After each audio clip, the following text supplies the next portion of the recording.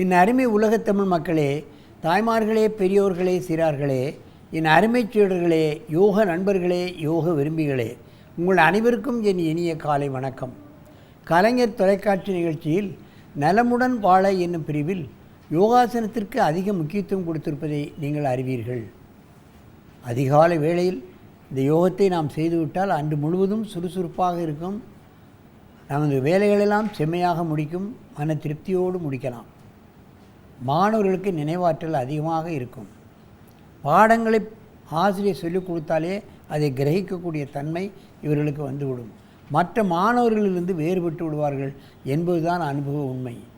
அந்த நிலையில் இன்றைக்கு பாருங்கள், நமக்கு திருப்பூர் மாவட்டம் திருப்பூரிலிருந்து நந்தகுமார் அவர்களுடைய யோகாசன ஆசிரியருடைய தலைமையில் ஃப்ரண்ட் லைன் மில்லினியம் பள்ளியிலிருந்து அமராவதி பாளையம் திருப்பூரிலிருந்து வந்திருக்காங்க மாணவர்கள். 1-2 இல்லை, 40 மாணவர்கள் வந்திருக்கிறார்கள். அவர்கள் இப்பொழுது பூர்ண கபோடாசனத்தை செய்ய போகிறார்கள். அஸ்மிதா 3வது வகுப்பு பி, சஸ்திகா ஸ்ரீ 1ல் வகுப்பு, காவிய வர்ஷினி யூகேஜி, தக்ஷான் 1ல் வகுப்பு.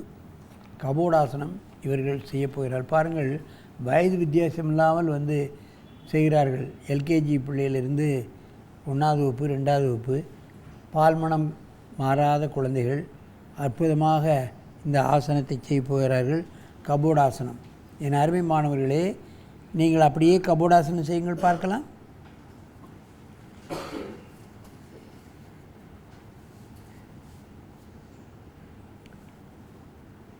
கை முட்டை பிடிக்க வேண்டுமே, யாராவது பிடிக்க முடியுமா?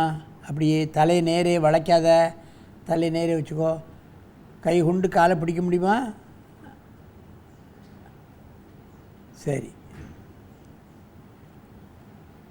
தலையை மடைக்காத, நேரே இரு, ஏன் அங்கிங்கே திருப்புத, அப்படியே இரு.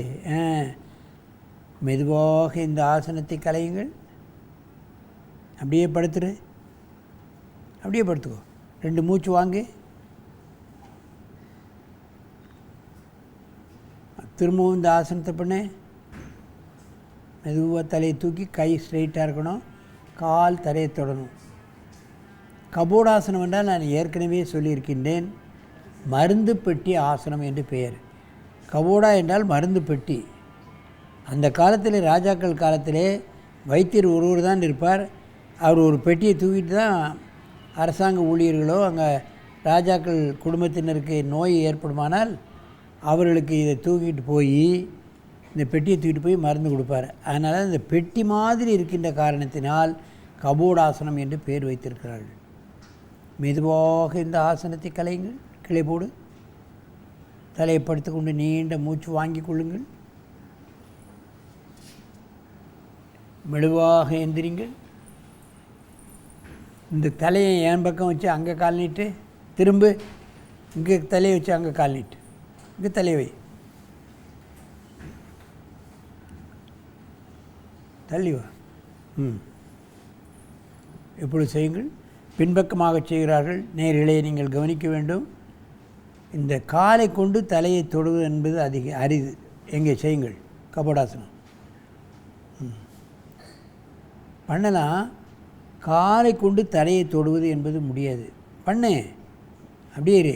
நான் சொன்னால் தான் கலைக்கணும். எவ்வளவு நேரம் வேண்டுமானாலும் இவர்கள் அதில் அந்த நிலையில் இருக்கக்கூடிய ஒரு வல்லமை பெற்ற மாணவர்களாக இருக்கிறார்கள். நோய் என்பதே இவர்களுக்கு வராது. ஏன்னா அன்னமய கோஷம், பிராணமய கோஷம், மனோமய கோஷம், விஞ்ஞானமய கோஷம், 4 கோஷங்கள் இதிலே தொடப்படுகிறது, அது செயல்படுத்தப்படுகிறது. ஜீரணக்கருவிகள், நுரையீரல், இருதயம், புலன் உறுப்புகளான கண்ணு, காது, மூக்கு, வாய், மூளை அத்தனையும் செம்மையாக செயல்படக்கூடிய ஒரே ஆசனம் இந்த கபோடாசனம். இதை காலையில் ஒரு 4-5 தடவை செய்துட்டு போயிட்டே இருக்கலாம். வேறு எந்த ஆசனமும் தேவையில்லை. அன்னைக்கு பூரா சுறுசுறுப்பாக இருக்கும், எந்த பிரச்சனையும் வராது, நோயும் வராது. ஏனென்றால் இந்த 4 உறுப்புகளும் சரியாக வேலை செய்யும் பொழுது நோயேன் வரப்போகிறது. மெதுவாக இறக்குங்கள். நன்றாக மூச்சை இழுங்கள். மீண்டும் ஒரு முறை இந்த ஆசனத்தை செய்யுங்கள்.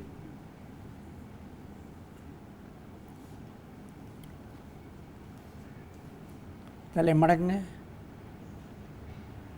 நல்ல மூச்சு இழுக்கணும் இந்த ஆசனத்தை. எப்பொழுதெல்லாம் நெஞ்சு விரிவடைகின்ற ஆசனத்தை செய்கிறோமே அப்போல்லாம் ஒரு மூச்சு இழுக்கணும். மூச்சு இழு, அப்படியே தலை வச்சுட்டு மூச்சு இழு.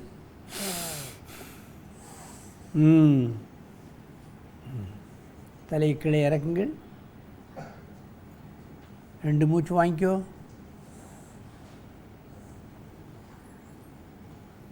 மீண்டும் ஒரு முறை இந்த ஆசனத்தை செய்யுங்கள். செய்.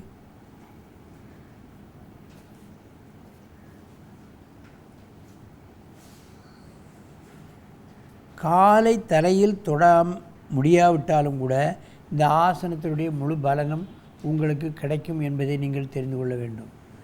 அப்படியே எழுந்து பத்மாசனத்தில் வாங்க. அங்கே பார்க்க எழுந்து அந்த பக்கமாக பத்மாசனத்தில் உட்காரு. முழுமை அடைய வேண்டும் என்பது அல்ல, அதைத்தான் நீங்கள் தெரிந்து கொள்ள வேண்டும். நான் பல முறை சொல்லியிருக்கின்றேன். நீங்கள் ஆசனத்திற்கு முயற்சி பண்ணினாலே முழு பலனும் கிடைத்துவிடும். ஏதோ சிறு குழந்தைகள் காலை கொண்டு தரையை தொட்டு விட்டதை நம்மளால் முடியுமா என்றெல்லாம் நீங்கள் நினைக்க வேண்டாம். நீங்கள் முயற்சி செய்தாலே அந்த உறுப்புகள் எல்லாம் செயல்பட ஆரம்பித்துவிடும். நீங்கள் முழுமையான பலனை அடைய முடியும் என்பதை நீங்கள் தெரிந்து கொள்ள வேண்டும். ஆகவே இதுபோன்ற ஆசனங்களை சிறுவர் முதல் எல்லா வயதினரும் பழகி நோயற்ற வாழ்வே குறைவற்ற செல்வம் என்னும் பேற்றினை அடைய வேண்டும் என்று கேட்டு உங்களிடமிருந்து விடைபெறுவது ஆசனம் ஆண்டியப்பன். வணக்கம்.